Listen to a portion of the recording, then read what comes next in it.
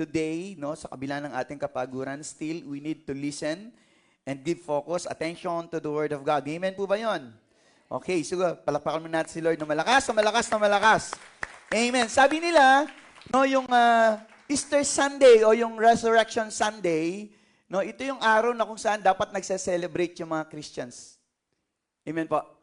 Pero sa mga iba, ito yung araw na kung saan sila ay, sabihin na natin, nagdadalamhati, inaalala yung mga ginawa ng ating Panginoong Jesus. Well, of course, okay lang naman yun. But then again, for us, it is a victory. Amen. Sabi mo, victory. Yun yung maganda no? Na maranasan natin yung victory na sa ginawa ng ating Panginoong Jesus, siya'y namatay sa krus. No po, doon tayo yung nakaranas ng katagumpayan at kalayaan. Sabi mo sa katabi mo, malaya ka na. Yun, okay. So, pwede bang lingunin muna natin yung natin nasa left and right and then yung ating nasa likuran upang masilayan naman natin yung bawat isa at mabuhayan ka. Yan, nabuhayan ka ba? Yan, okay. So, we will talk about the radical love of God today. Ayan. Sabi natin, the radical love of God. Radical, okay? The radical love of God. Ibig sabihin, ito yung tinatawag na dakilang pag-ibig ng Diyos. Amen. Alam niyo po, I was praying for the whole week. Kaso nga lang, maraming masyadong bumabagabag sa isipan. No? Kasi nga, tayo po ay namamasyal. In-enjoy natin yung Holy Week, no? Na kung saan ito yung sa mga iba, 1 week talaga yung vacations. And sa iba naman is around mga 3 days, no? Yung kanilang vacation. But then again, the most important thing is that hindi pa rin natin kinakalimutan yung pag-ibig na ipinadama, pinakita o inihayag ng Diyos sa atin sa krus ng Kalbaryo. Amen. Amen po ba doon? Amen. Okay, so samahan niyo po ako sa Romans chapter 5, verses 6 to 8 na pagkukuhanan ng mensahe ng ating Panginoon. And I'd like you to go and read with me. Okay? Pwede po ba natin basahin? 1, 2, 3, read. Ay, mahina pa. Sa tamang panahon, si Kristo ay namatay para sa masasama. Sapagkat bihirang mangyari ng isang tao'y mamatay, alang-alang sa isang taong matuwid. Bagamat alang-alang sa isang mabuting tao, marahil ay may mga ngahas mamatay. Sa verse 8. Subalit pinatutunayan ng Diyos ang kanyang pag-ibig sa atin, na noong tayo'y mga makasalanan pa, si Kristo ay namatay para sa atin. Pagpalain ng Diyos ang kanyang mga salita, tayo po'y panandaliang yumuko at manalangin. Hallelujah. Father God in heaven, we praise you and thank you, Father God, for this very moment, Panginoon. Tunay nga, Lord, na aming inaalala, O Diyos, ang iyong kamatayan at ang iyong muling pagkabuhay. Salamat, Lord God, at merong muling pagkabuhay, Panginoon. At ito'y katibayan na sa darating na panahon, ang iyong mga anak na tunay nga sumasampalataya, naniwala at nanalig sa iyo, ay makakaranas din naman, O Diyos, ng muling pagkabuhay. Sa umagang ito, Panginoong Diyos, nais naming maunawaan pa ang iyong pag-ibig sa amin, nais namin saliksikin, Panginoon, ang iyong mga salita. Dalangin namin na sa umagang ito, Panginoon, bigyan mo kami ng ganap na kalakasan, O Diyos, upang aming maunawaan, Panginoon, ang iyong mga salita na maihahayag sa umagang ito. Tunay, O Diyos, wala kaming kakayahan sa pagsasalita, sa paghahayag ng iyong mga mensahe, Panginoon. Wala kaming kakayahan unawain ang iyong mga mensahe, ang mga salita. Subalit, O Diyos, sa iyong banal na Espiritu, na siyang magbibigay sa amin ng lakas, Panginoon, at magtuturo sa amin sa umagang ito. Nais namin ng iyong banal na Espiritu ang siyang kumilos, kumatagpo sa amin sa umagang ito. Lukubin nawa kami, O Diyos, ng iyong banal na Espiritu sa umagang ito. Banal na Espiritu, malaya kang kumilos sa aming kalagitnaan. At ang iyong lingkod sa oras nito ay iyo pong gamitin upang ikay matanyag, Lord God, mapapurihan, makilala, O Diyos. Salamat, Panginoon, sa pagkakataon na ito. At dalangin nga po namin na walang anumang kalakasan, katalinuhan, kakayan ang maihahayag sa umagang ito, kundi manggaling sa iyong banal na Espiritu at maingat na maihahayag ang iyong mga salita. Lord, bigyan niyo po kami ng banal na pagkatakot, Panginoon, at pag-iingat sa paghahayag at pag-unawa ng iyong mga salita. Pinagkakatiwala po namin sa iyong lahat sa pangalan ni Jesus at ang lahat na nagsasabing siya makikinig sa mensahe ng Panginoon ay magsabi ng malakas na Amen, Amen, and Amen. Amen. Once again, good morning sa bawat isa, no? At nakakagalak na bagaman sa ating kapaguran, tayo po'y na-busy for the past few days, no? Still, narito pa rin tayo at ating pag-uusapan ng dakilang pag-ibig ng Panginoon. Amen po ba? Alam niyo po, as we see the cross, kapag titingnan natin yung cross, napakaraming ibig sabihin yan. It talks about sacrifices. Tama po ba? Tama. It talks about obedience ng ating Panginoong Yesus. It talks about giving. It talks about receiving. No, napakarami ng inihahayag ng krus ng Kalbaryo para sa mga Kristiyano na naniwala at tumanggap. At isa ka ba doon sa naniwala at tumanggap? So balit alam niyo po ba sa mga tao na hindi naniniwala sa krus ni Kristo, no? Sa kanila po ito ay katitisuran, kahangalan, no? Pero sa atin ng mga nakakilala at naniwala sa Diyos, ito'y ating tinitingnan bilang isang tagumpay. And ito'y isang dakilang pagpapahayag ng Diyos na kanyang pag-ibig sa atin. So ito yung titingnan natin ngayon, yung radical love of God. Amen po ba?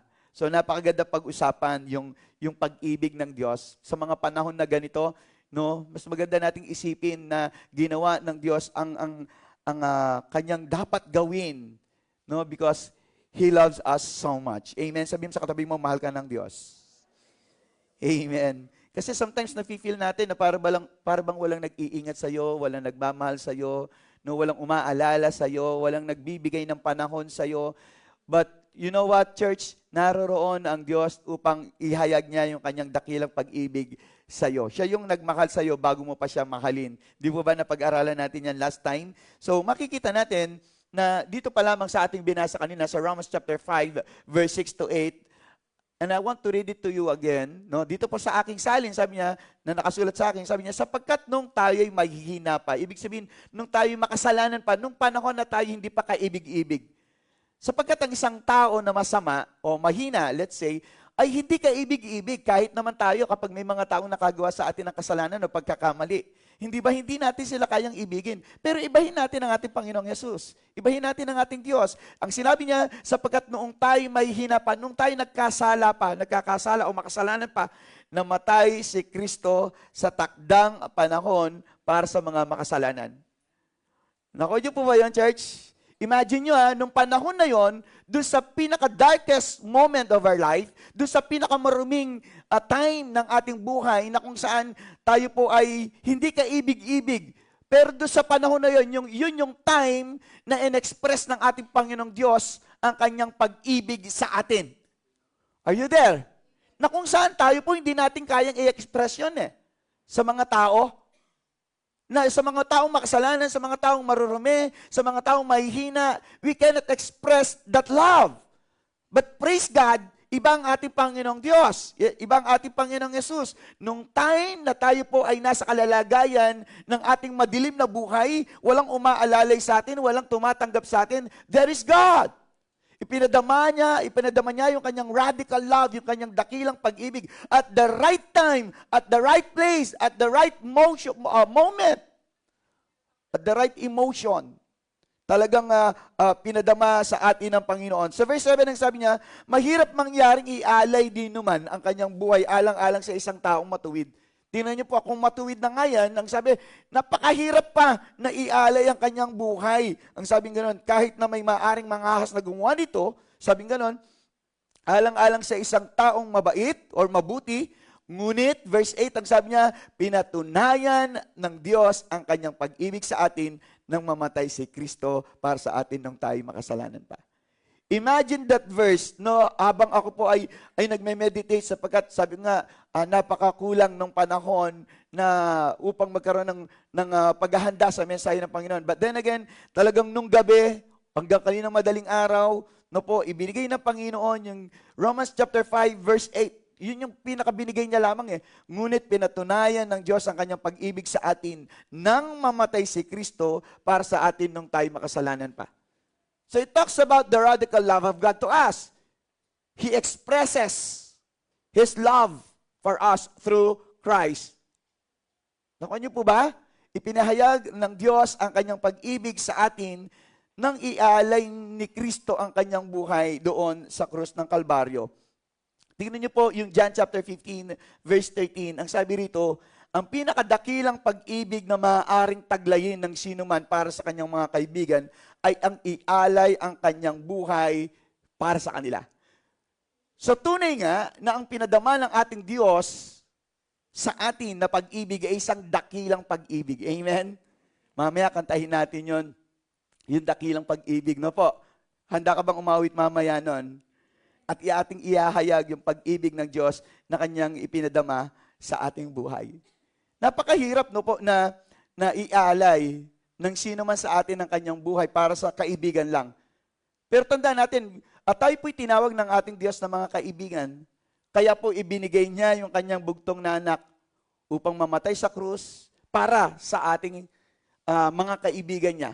Hindi ka lamang basta anak ng Diyos, kundi itinuring din naman niya tayong mga kaibigan. Subalit nung tayo po ay talagang naniwala sa Kanya, sinampalatayanan natin yung Kanyang ginawa sa krus ng Kalbaryo.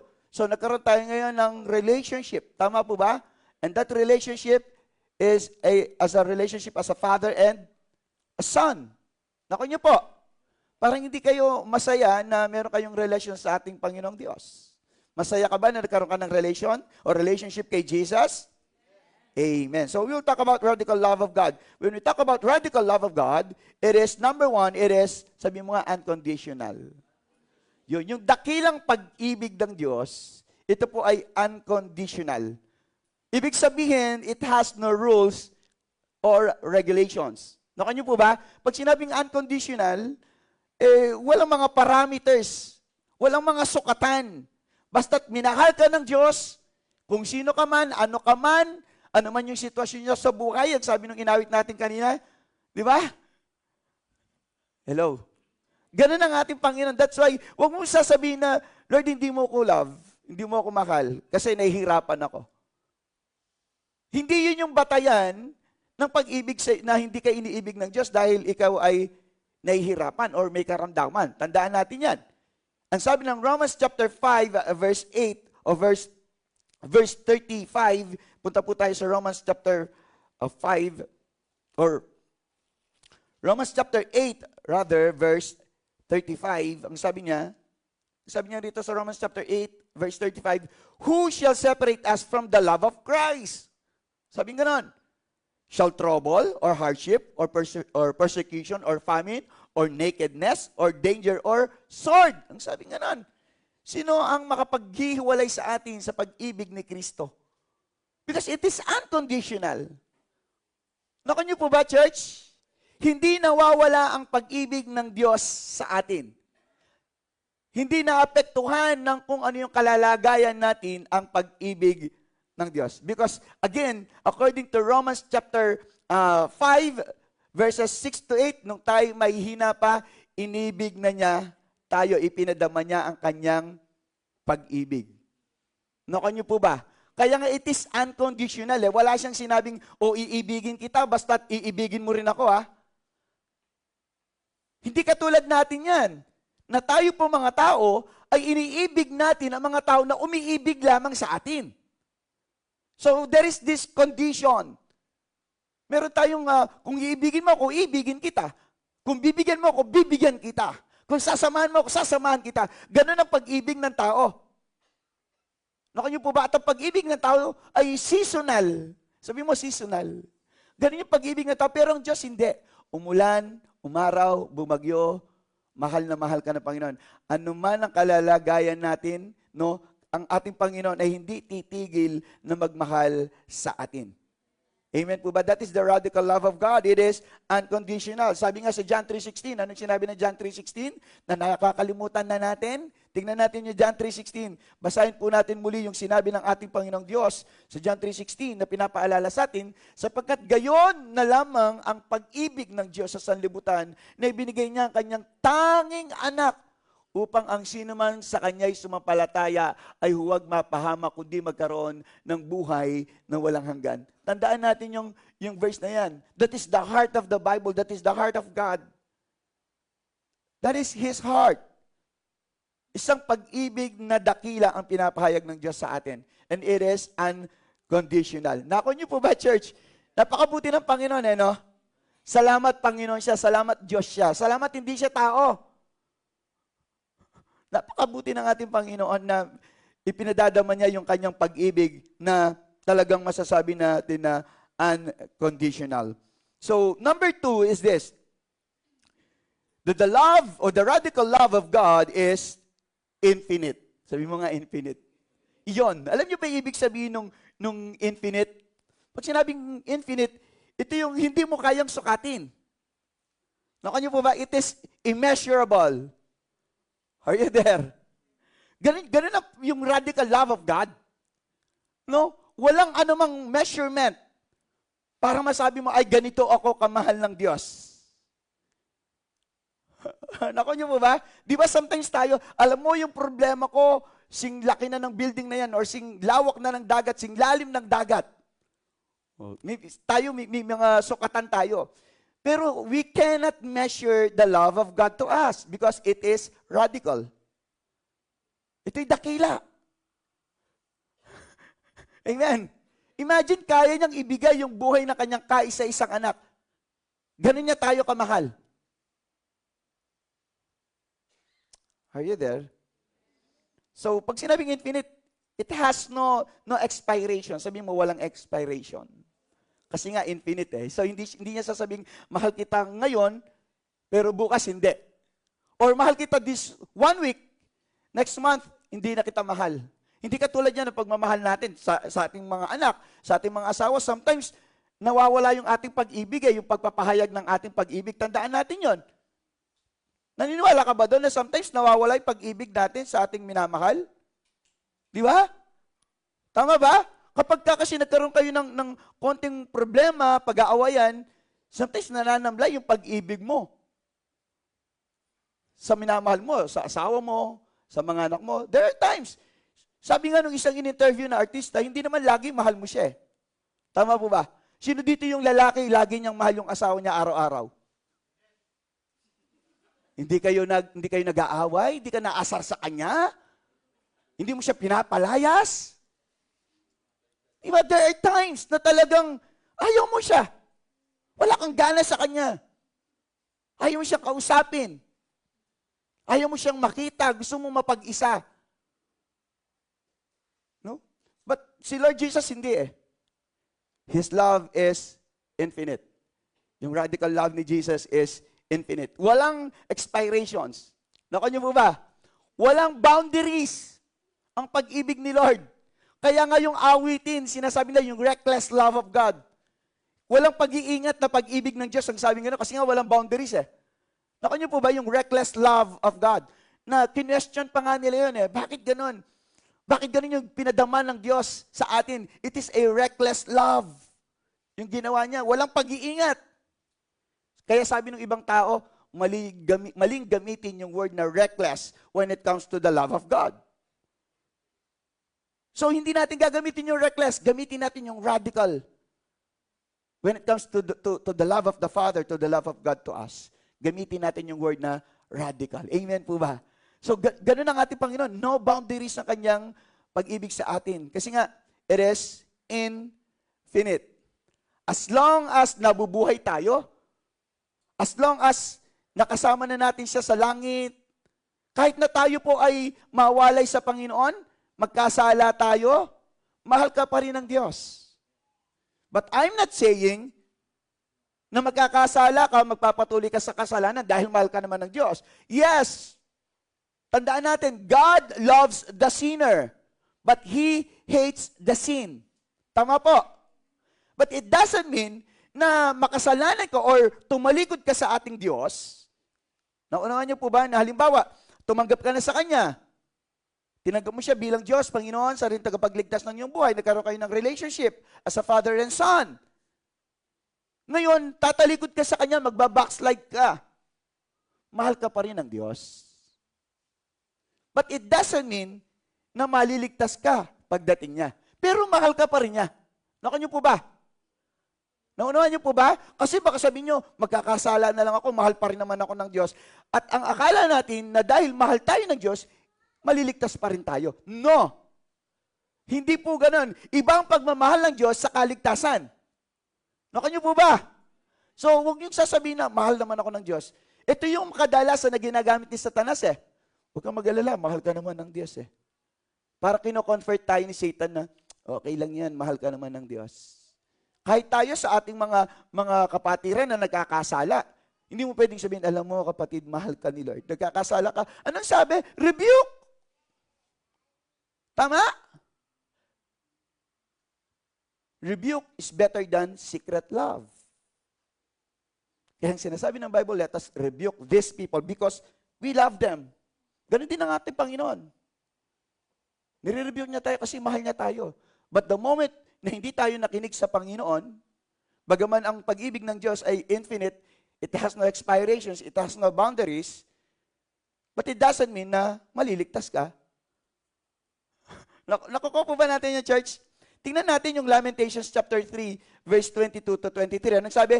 Ang pag-ibig mo, Yahweh, o pag-ibig mo, Yahweh, ay hindi, sabi nga nun, nagmamaliw o hindi nagbabago. Kahabagan mo'y walang kapantay. Naunuan niyo po ba yung pag-ibig ng Diyos sa atin? Hindi kayang pantayan ni naman ang pag-ibig ng Diyos sa atin. Even the love of our parents na ipinadama sa atin, hindi kayang pantayan ng pag-ibig ng magulang sa anak at ang anak sa kanyang magulang. Iba po ang ipinadamang pag-ibig ng Diyos sa atin. Nakukuha natin, ito'y laging sariwa. Bawat umaga, katapatan mo'y napakadakila. Ganun ang ating Panginoon, pambihira yung kanya talagang pag-ibig sa atin. Ano? Sino nga ba yung makakapagsabi na meron palang Diyos na umibig sa atin nung una pa lamang bago pa tayo likhain, ay inibig na niya tayo. Bahagi na tayo na dakilang pag-ibig ng Diyos noon pa man. Imagine that. No, hindi ka ba nagagalak doon na ang Diyos pala ay talagang bago ka pa likhain, ay talagang naroon na yung damdamin niya para sa iyo, para sa atin, na iniibig ka niya or inibig ka niya, minamahal ka niya ng lubusan at ganap. Amen po ba? So makikita natin that the love of the Father, the love of God, yung radical love of God is infinite. Naka niyo po ba? Yun, pag pinag-usapan natin yung radical love, it is infinite. Pangatlo, napakabilis natin no? Pangatlo, yung radical love of God is undeniable. Sabi mo, undeniable. Yan, hindi natin may kakatwayan o may tatatwayan o may kakaila. Na tunay nga, yung pag-ibig ng Diyos sa atin. Paano natin mapapatunayan yon? Pastor, paano mo nasabing undeniable ang pag-ibig ng Diyos? Well, of course, there are testimonies. Sabi mo, testimonies. Oh, yun. May mga nagte-testify na talagang minamahal sila ng Diyos, na talagang inibig sila ng Diyos. Na grabe ang pag-ibig ng Diyos sa kanila. Maaring sa iba, hindi ganun yung pag-ibig na nararamdaman mo na pinadama ng Panginoong Diyos sa iba. Pero no, parehas lang. Parehas lang. Hindi natin may kakaila yun na binuhay ka ng Diyos sa umagang ito. Binuhay din yung kapatid natin. Gumising yung bawat isa sa atin. It is the same love. Tama po ba? Yun nga lang, siyempre, it depends how we enjoy yung araw-araw na binubuhay tayo ng Panginoon. It is how we react on every situation. Sa bawat araw. Amen po ba? Andiyan ka pa ba, church? So, hindi natin maikakailayan yung dakilang pag-ibig ng Diyos, lalo na may mga nagte-testify, no, na talagang ang Diyos, nung una pa man, ang sabi niya, lalo na yung mga sumulat ng Bible, because it is written, sabi nga ganon, nakasulat yan sa Bible. And this is the testament, this is the testimony ng mga great men of God, ng mga disciples, those people who has this interaction, who saw God, who walk with Him. Mga testimonies nila ito, na sila'y nabuhay sa iba't ibang panahon, no? Pero isang pinatutunayan nila, na iba ang pag-ibig na pinadama ng Diyos sa katauhan. It is a radical kind of love.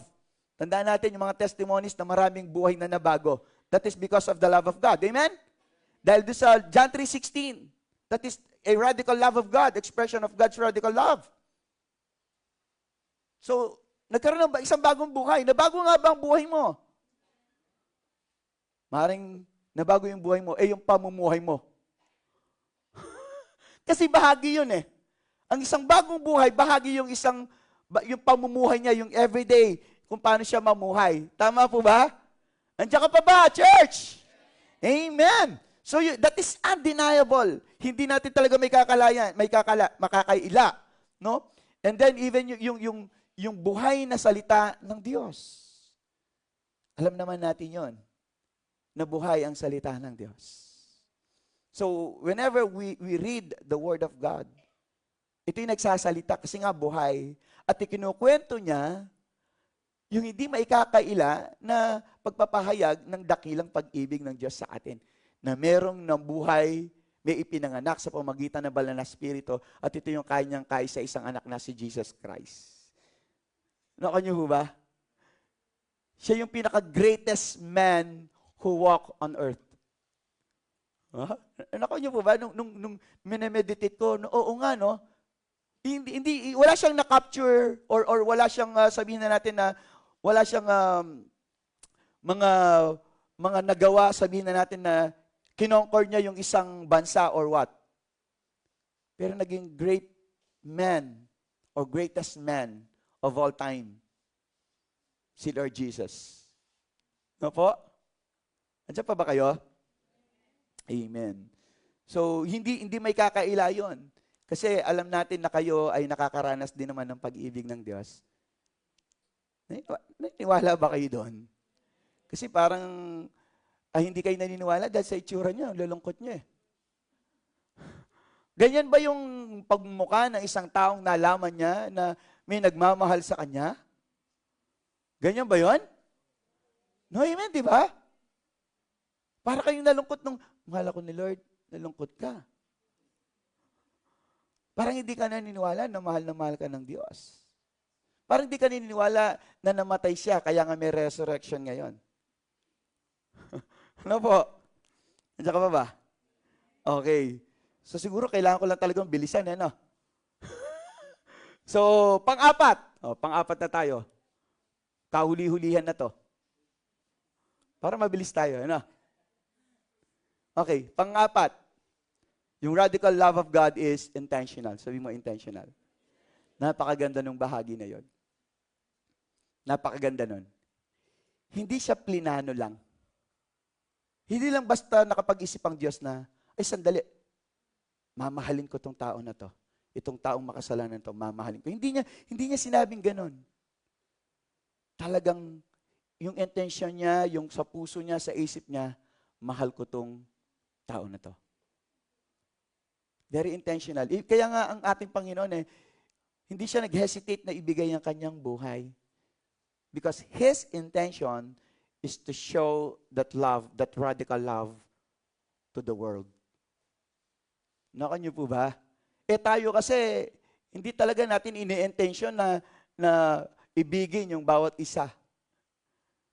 Kailangan meron muna mag-uudyok sa atin.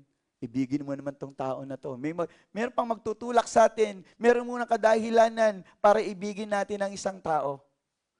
Pero si Lord Jesus hindi. Ang ating Diyos hindi. Very intentional yung kanyang pagpapahayag ng kanyang pag-ibig sa atin. No matter what, no matter how, no matter when, ang pag-ibig natin, ng pag-ibig ng Diyos, because it is radical, it is intentional. Talagang ito yung gusto ng Panginoon na maipadama sa atin yung kanyang pag-ibig. Ganun ang ating Panginoon. That's why, let us give God a chance para ipadama naman niya yung radical love na yan sa atin. Nariyan na yan All we have to do is to believe. Sabi mo nga, believe. Kasi undenial naman yan, di ba? So kailangan maniwala tayo that the love of God is radical. Kaya nga ang Panginoong Diyos, talagang ginawa niyang lahat. Ginawa niyang lahat. Kaya magtatanong ka, bakit namatay pa si Kristo para iligtas tayo? Kasi hindi lang ganun ang gusto ng Panginoon Hindi lang ganun ang gusto ng Diyos. Gusto nang ipadama sa atin ng Diyos na ginawa niyang isang bagay because may pinagmulan. And ang pinagmulan niyan is love. Nakanya po ba?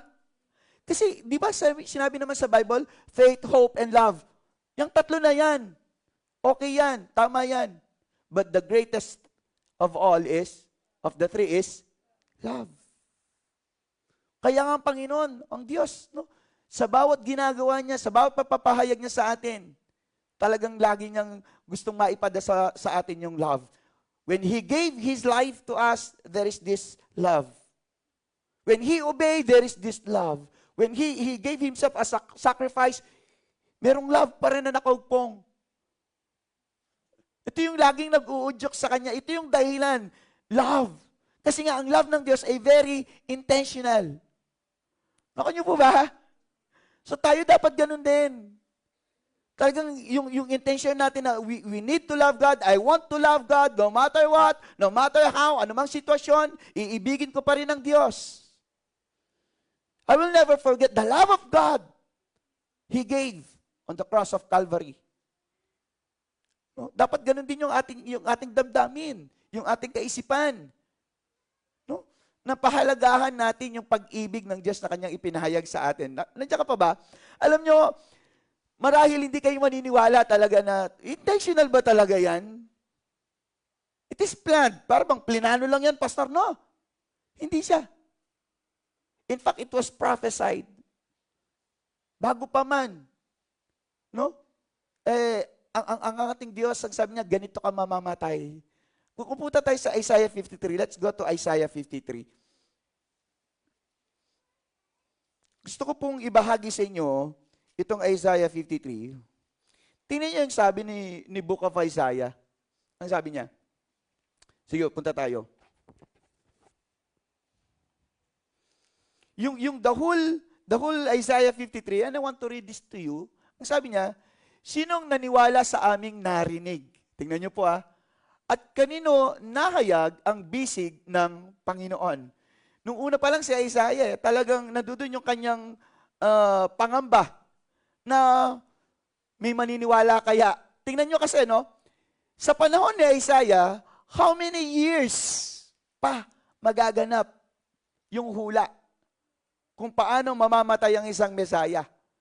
Naku nyo po ba? Sino nga namang maniniwala na mga years pa ang lilipas bago maganap ang isang bagay na isinulat ni Isaiah. Pero tingnan, kaya ito yung pangamba ni Isaiah. Sa verse 2, sabi niya, sapagkat siya'y tumubo sa harapan niya, gaya ng isang sariwang pananim, at gaya ng ugat sa tuyong lupa, siya'y walang anyo o kagandahan man na dapat nating pagmasdan siya, at walang kagandahan na may ibigan natin sa Kanya.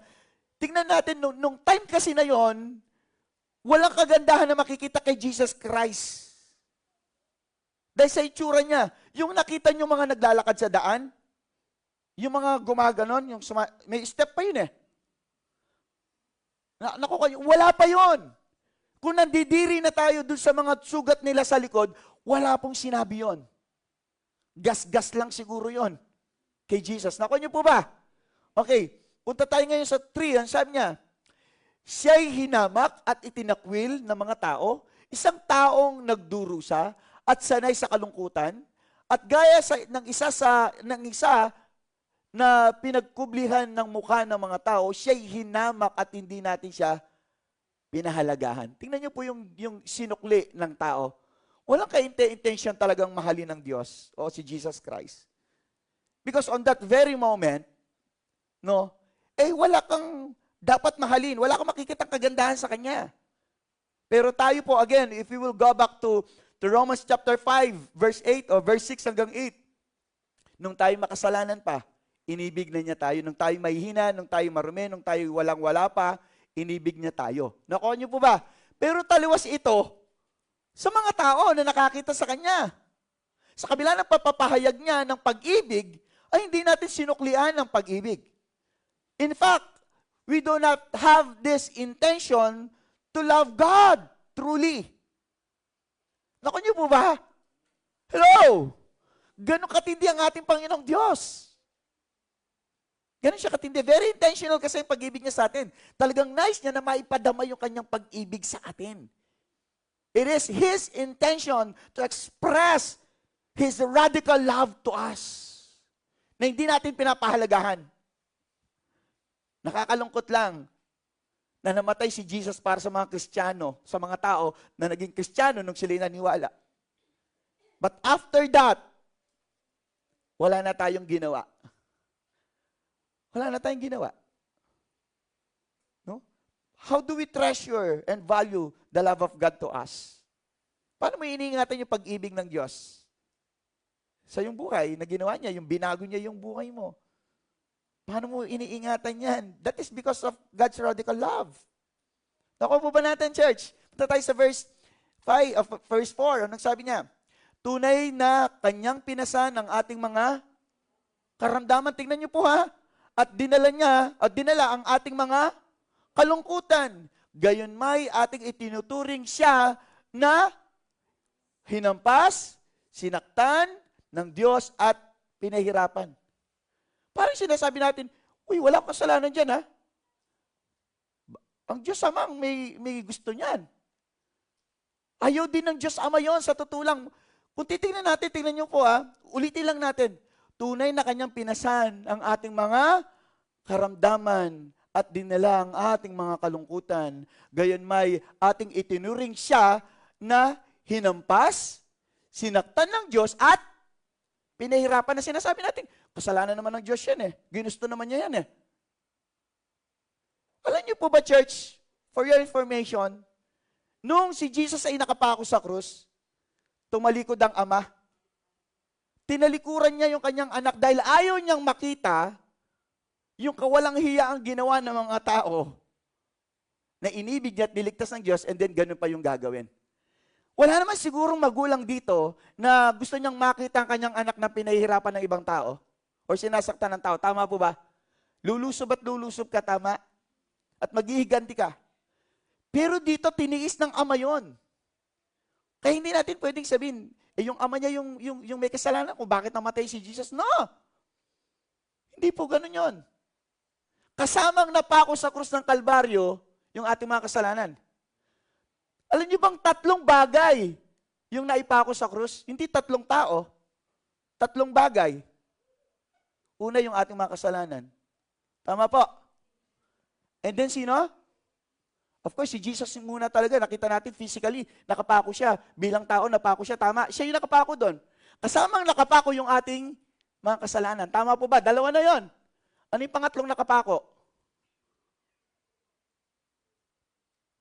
Ano yung pangatlong nakapako? Yung nakasulat sa taas doon. Yung karatula. Jesus, the King of the Jews. Nakapako din doon yung kanyang title. Kung sino siya. Yung pagka-Diyos niya, ipinako doon. Nakuha niyo po. Yung kasalanan na sinasabi niya, yung blasphemous words and phrases na sinasabi niya. Kasi Jesus is claiming that He is the Son of God. That He is the King of the Jews. Tama, ito yung pinataw sa kanya eh. But in reality, ang naging kasalanan ni Jesus, wala naman eh. Kasi yung ginawa ni Jesus, yung naramdaman ni Jesus, na-experience na sa krus ng Kalbaryo, ito yung pinaka-nakakahiyang parusa sa panahon na yon. So, ibig sabihin, ito na yung pinakamabigat na parusa na maipapataw sa isang tao na makasalanan noong unang panahon. Nakanyo po ba? Pero pinatay nila isang tao na walang kasalanan ni isa. Nakanyo po ba? The reason Jesus was crucified, it is because of our sins. Dahil sa akin yon. Kaya siya naroon. Hindi tayo nagre-react, no? Imagine mo, kaya naroon si Jesus. Ang kasalanan lang siguro ni Jesus, sabihin natin kung meron man at hindi kasalanan yon, minahal ka niya. Yun lang. Tama? Pero hindi natin pinapahalagaan yun. Pero si Lord Jesus, very intentional. Talagang gusto ko kasi may padama sa inyo yung pag-ibig ang sabi ni Lord Jesus. Let's go to 5. Anong sabi niya? Ngunit sila'y nasugatan, sabi gano'n. Dahil sa ating mga, siya'y nasugatan dahil sa ating mga kasalanan. Siya'y binugbog dahil sa ating mga kasamaan. Sabi ni Isaiah, tingnan niyo po, may namatay sa krus, hindi dahil siya'y nagkasala o makasalanan. Dahil sa atin yon. Dahil sa atin. Masaya ba tayo na may napahamak, may namatay dahil sa atin? Masaya ka ba? No, amen. Tama? Pero tingnan niyo si Jesus, ngunit siya'y nasugatan dahil sa, kanina daw? Sa ating mga kasalanan o sa ating mga pagsuway, siya'y binugbog dahil sa ating mga kasamaan, ipinataw sa Kanya ang parusa para sa ating kapayapaan. That is the intention of God. One of God's intention. Bakit niya pinadama yung Kanyang radical love? Para magkaroon tayo ng kapayapaan. Ako niyo po ba yan? Kasi kung di niya gagawin yon, at alam natin ang Bible, alam natin na tayo patungo sa impyerno. Ngayon, para ma-relax tayo, para magkaroon tayo ng comfortness, for us to experience peace, ang sabi ni Jesus, ako na lang ang mamamatay, ang sabi ni Jesus. Naku niyo po, ako na lang ang mamamatay, ang sabi ni Jesus. So, nakaroon tayo nakahinga tayo doon. Ay, salamat. May umako ng aking kasalanan. May umako ng hatol sa aking mga kasalanan. Remember, for the wages of sin is death. Tama? Ang kabayaran ng kasalanan ay kamatayan. Subalit, ang regalo ng Diyos ay isang buhay na walang hanggan. Kaya nga ngayon, nakakatiyak ka na may isang buhay na walang hanggan ka. Kung sinampalatayanan mo ang pag-ibig na iniaalok ng Diyos, ang kaligtasan na iniaalok ng Diyos sa iyo. Are you there? Because your money cannot save you. Your money cannot give you peace. No. Naku niyo po ba, church? Yung pera, hindi niya kayang i-assured yung kaligtasan ng isang kaluluwa. Hindi niya kaya. Because you cannot buy salvation. You cannot buy peace. Tandaan natin yon. You cannot buy joy. Are you there? Nandiyan ka pa ba, church? Amen. Punta tayo dito. Sabi niya, at sa pamamagitan ng kanyang mga latay ay gumaling tayo. Kaya nga, ganun ang ating Diyos. Gusto ko maging intentional ako. Kasi yung bunga ng pagiging intentional ng ating Diyos, napakarami. Naku niyo po ba? Napakarami. Kaya sabi niya, I want to be more intentional when it comes to expressing my radical love to these people. Gusto niya talagang, intention niya talaga, sinasadya ng Diyos. Naku niyo po? Di ba tayo there are times ganun yung ginagawa, talagang sinadya mo para lang maingatan tong isang tao. Talagang pinatid mo siya para nun hindi siya mapahamak. Talagang sinaway mo siya. Talagang dinilay mo kanyang pag-alis para maingatan siya. Naku niyo po ba? That is intentional thing. Talagang hindi mo siya binigyan ng pera para matuto siya. Naku niyo po, ganun ang ating Diyos. Very intentional. Ginawa niya talaga yan upang tayo hindi mapahamak. That's why the radical love of God is intentional. Hello? Hindi lang basta sinabi ng Diyos, ay, ipapahayag ko ngayon. Hindi. Very intentional yan. Kaya nga makikita natin na talagang itinakda ng Diyos. Itinakda ng Diyos ang bawat araw, ang bawat kaganapan sa buhay ng ating Panginoong Yesus upang maipahayag ang kanyang dakilang pag-ibig sa atin. Nakuha po ba natin? Okay, punta tayo sa verse 6. Ang sabi niya, mahaba kasi itong Isaiah, no? Tayong lahat ay gaya ng mga tupang naligaw. Ang sabi ganoon, bawat isa sa atin ay lumihis ng kanyang sariling daan at ipinasan sa kanya ng Panginoon ang lahat nating kasamaan. Alam niyo po, tingnan niyo ipinasan sa kanya, buhat-buhat ng ating Panginoong Yesus yun, lahat ng kasamaan natin. Alam mo yung hindi pagsunod natin, naroon kasama sa mga binitbit ni Lord John. Alam niyo po, at habang bitbit ni Lord John, at gumagawa tayo palagi ng kasalanan, ng pagsuway, nabibigatan ng Diyos. Pero hindi niya ibinibayon para santukin tayo. Di katulad ng mga napapad natin. Ginanon yung krus. Ano ginawa niya? Sinipa niya. Holy kick. Imagine that. Diba? Bakit mo gagawin yung bagay na yon? Kaya ka nga nagbubuhat ng krus dahil gusto mong magsisi sa mga kasalanan mo. Pero anong nangyari? Mas dinagdagan pa natin. That's why, dito ngayon lumilitaw na kung saan, itong mga tao na to, it's just for fun. For video purposes. for public spectacle, for public viewing ang kanilang ginagawa. Pero si Lord hindi. Hindi niya ginawa yun. Ano kanyo po ba? Hindi nga nagpa-interview si Lord Jesus eh. Hello? Hindi sinabi ni Lord Jesus, this is my devotion. Ito yung panata ko. Wala siyang ganon na ginawa. Wala siyang sinabing ganon. Ako niyo po ba? Ang sabi niya, ito'y kalooban ng Ama at dapat kong sundin. So walang kaalam-alam ang ating Panginoong Hesus doon. Ang Ama lahat ang nag-orchestrate ng lahat ng bagay. Ito ang mangyayari sa iyo, sa ayaw at sa gusto mo. Mamamatay ka. Pero bago ka mamatay, ikaw muna ay sisipain, susuntukin, huhubaran ka, no? Hahampasin ka, ipa-flag ka. Ganun mo na yung gagawin sa'yo. Bubuhatin mo yung krus. Kung sa kay papa ko, bibit-bitin mo yan hanggang dun sa bundok. Ano niyo po ba, church?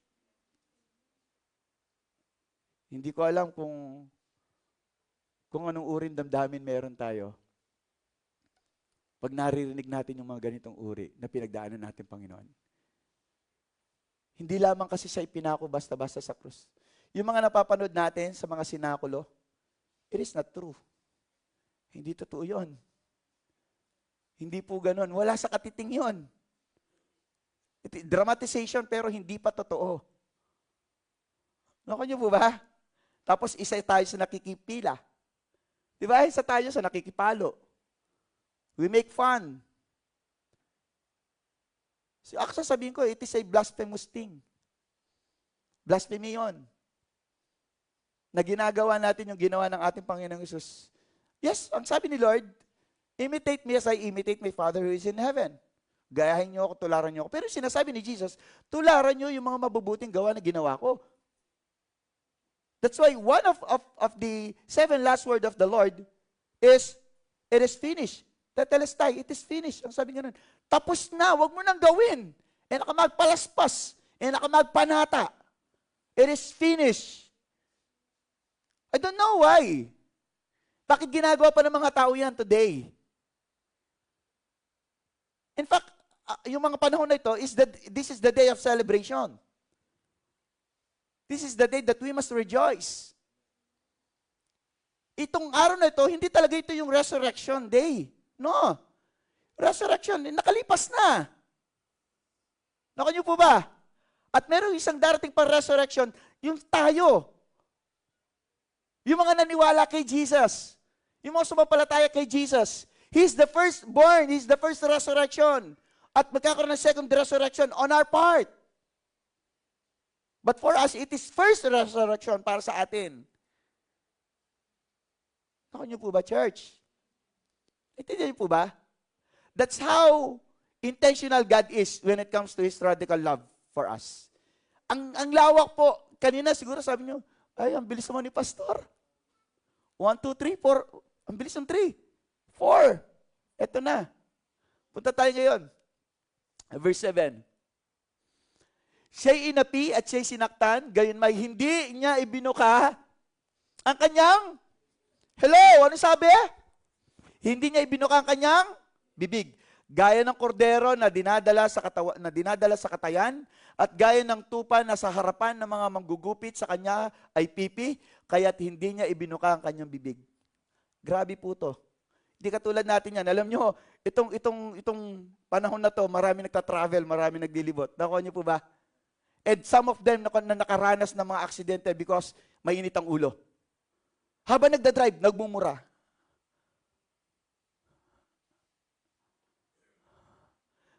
Church, tingnan natin to. Tingnan natin. Siya'y inapi at siya'y sinaktan, gayon may hindi niya ibinuka ang kanyang bibig.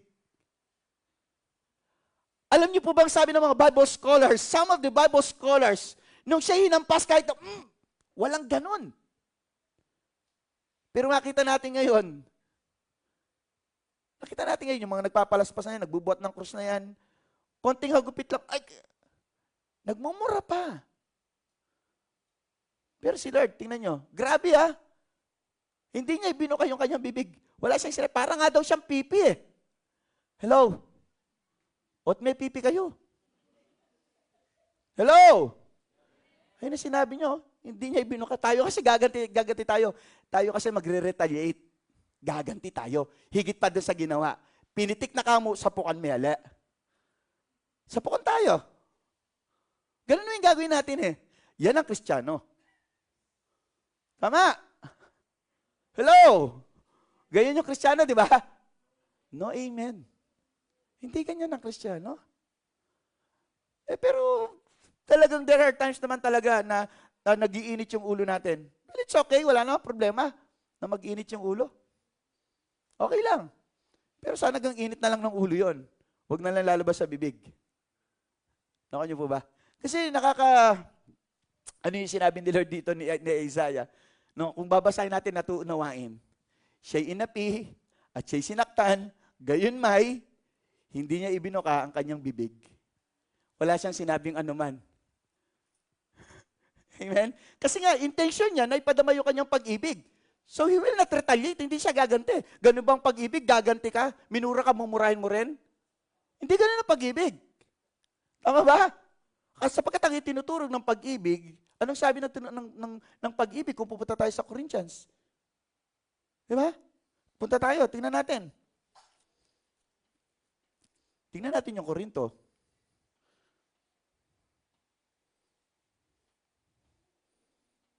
Sabi niya rito, sa 13 verse 4 ng 1 Corinthians, love is, una pa lang, patience. 1 Corinthians 34, ang pag-ibig ay, bakit niya kaya sinabing matiisin kagad? Kasi pag hindi ka na nagtiis, nandiyan na yung makakapagsalita ka. Susumpain mo na. Tama? So, unang-una pa lang, ang pag-ibig ay matiisin. Alam niyo, siguro isa sa mga taong nakita kong matiisin, namatay na si Nora. Nora, ganun, di ba? Sabi niya So talagang parang nagtitimpi Ang pag-ibig ay matiisin at magandang loob. Anyway, si Nora po namatay kailan lang no? Ang pag-ibig ay hindi mainggitin. Tingnan niyo po sabi nung Bible, ang pag-ibig ay hindi mainggitin. Tama? Hindi yung kapag sinuntok ka niya, ay, nainggit ako, suntok ka din. Ganun ba tayo? Pag kinat ka, ikakat ko rin siya. Nainggit ka. Pag inunan ka, uunahan ko rin siya. Hindi ganun ang sinasabi ng Bible. Hello, church. Sabi niya, ang pag-ibig ay matiisin. Okay lang, bayang mo lang. Di ba? At magandang loob. Ang pag-ibig ay hindi mainggitin o mapagmalaki o hambog. Okay? Ayun ang sinasabi niya. Tingnan pa natin. Punta tayo. Hanggang 6 po yan. Hindi magaspang ang kilos. Hindi nito ipinipilit ang sariling, yun yung sariling kagustuhan natin. Hindi, kailangan gawin nyo yan. Hindi ganun. Okay? Walang pagpipilit. Hindi mayayamutin. Hindi nagtatala ng mga pagkakamali. Nakanyo po ba? Hindi daw niya isinusulat, nagkamali isa. 2. 2 beses ka na nagkamali sa akin. 2 beses mo na ako niloko. Hindi daw ganun ang Panginoon. Hindi ganun ang pag-ibig. Nakanyo po ba? Buti na lang ang Panginoon, hindi niya isinusulat lahat. Hindi niya sinusulat yung ating mga kasalanan talaga. Hindi ganun ang ating Panginoon. Kasi binibigyan niya nga tayo ng pagkakataon na lumapit sa Kanya. At kung man isinusulat ng Panginoon, nagsabi ng mga ibang pastors, ang ginagamit daw ng Panginoon is lapis para madaling burahin. Ganun daw ang ating Panginoon. Amen po ba? Ngayon, ano sabi niya? Hindi nagtatala ng mga pagkakamali. Verse 6, punta tayo sa 6. Anong sabi diyan? Hindi ito natutuwa sa masasamang gawa, kundi natutuwa sa katotohanan. Ganun ang pag-ibig ng Panginoon. Amen po. So balik tayo sa Isaiah 53. Punta tayo. Tingnan niyo yung Isaiah 53.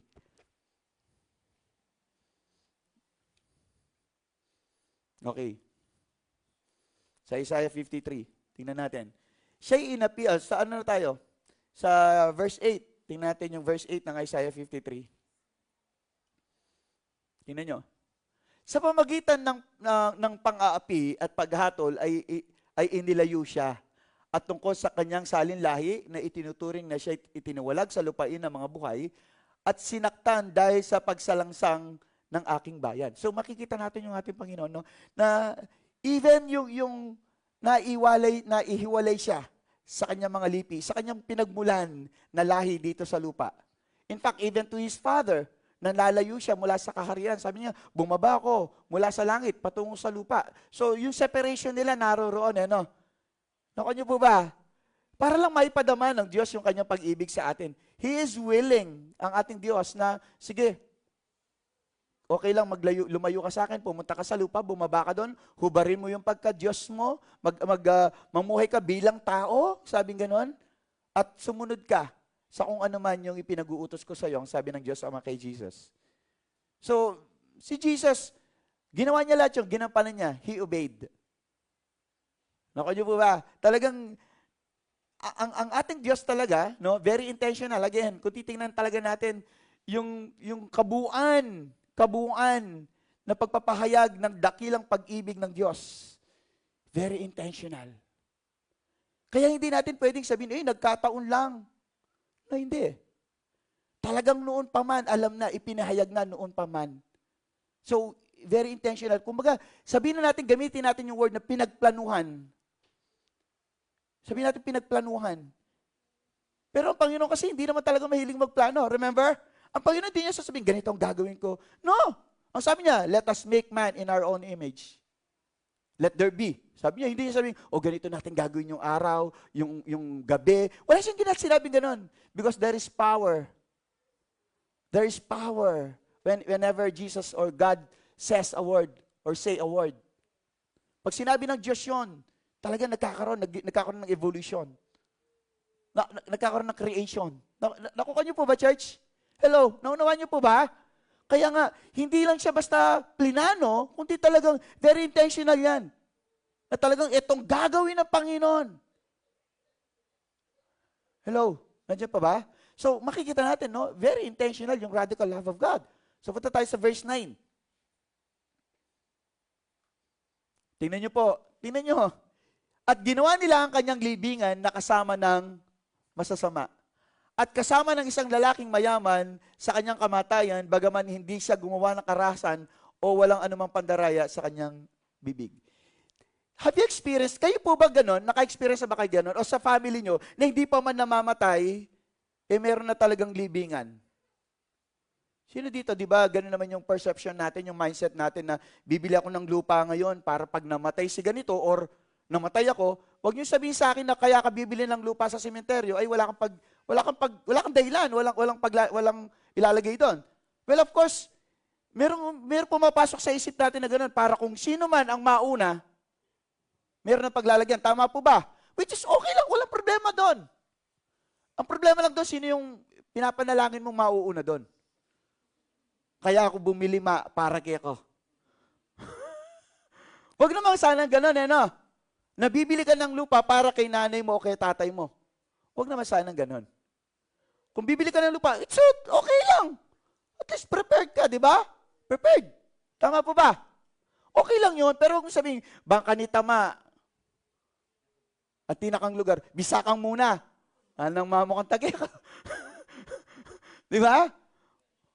Amen. Nandiyan ka pa ba, church? So, imagine, nakakalungkot tong bagay nito. Pati yung kanyang paglilibingan, talagang lahat areglado na. Until sa pinakahuli-hulihan, kasama pa niya yung masasama. Naku niyo po ba? Pero praise God, merong resurrection. Amen? Merong resurrection. It is a proof. Resurrection is a proof. Sabi mo, it is a proof. Gano'n kaganda. Alam niyo po ba kasi, di ba nung ni-roll nung nakita na nung babae, yung libingan ni Kristo, di ba? Tapos, meron siya nakita doon. Di ba? Na parang anghel. Tapos nang binuksan yung libingan ni Jesus, anong nakita doon sa loob ng libingan niya? Wala na siya, di ba? Tama? Anong nakita? Damit. Alam niyo ba yung damit kung paano? Nakaayos, nakatupi. Naka niyo po ba? Alam niyo po ba kung ano ibig sabihin nun? Yung nakatupi yung damit niya, babalik siya. It is a Jewish custom. Na kung sa kainan, halimbawa kumakain, no, buffet type, may mga tela or panyo. Kapag tumayo ang isang bisita o isang kumakain sa kanyang kapagkainan, at itinupi niya yung panyo niya o yung tela, anything, fabric, ibig sabihin, kahit wala nang laman yung pinggan niya, huwag niyong gagalawin yan, babalikan ko yon. Nakuha niyo po ba? Yun yung proof na babalik si Jesus. Amen? Tinupi niyang maayos eh. Kaya sabi niya, babalikan ko yan, babalik ako dyan. That's right, yung radical love of God, makikita natin doon. Hindi niya lang tayo basta iiwan. Kaya sabi ni Lord, I will not leave you as an orphan. Sabi niya, hindi ko kayo iiwanan na basta-basta na lang na para mga ulila. Kasi ang pag-ibig ng Panginoon ay hindi natatapos lang doon sa kanyang kamatayan. Even after His death, yung sa resurrection, that is part of God's love. Bahagi yun. Lahat. Bahagi. Kaya nga sabi niya, John chapter 14, babalik ako at kukunin ko na kayo pagbalik ko. But before that, gagawa muna ako ng mga mapagtitirhan ninyo para praising. Di ba? I will come back. Di ba? Sasalubungin tayo ng Panginoon. Napakaganda nung love story ni Lord Jesus para sa atin. The man who walked on earth na talagang blamelessly. Walang kasalanan. A righteous man, the anointed one. Ganun ang ating Panginoon. Very radical kasi yung kanyang pag-ibig sa atin na hindi natin nasusuklian. Hindi natin nasusuklian. Kaya nga there are times kaya natin siya pagpalit pag Sunday eh. Dahil meron kang lakad na iba. Sa kabila ng dakilang pag-ibig ng pinadama ng Panginoon, ito yung ginaganti natin. Yung Sunday dapat kay Lord John, pero iwanan natin siya. Siguro meron kang ibang mas minamahal kaysa kay Lord. Tingnan niyo po ang ginawa ng ating Panginoon. Iniwanan niya yung kanilang kaharian, yung kanyang kaharian para sa atin. Pero tayo hindi natin maiwanan yung ating pangkabuhayan, yung pamilya natin, yung mga lakad natin para sa Diyos. Andiyan pa ba tayo, church?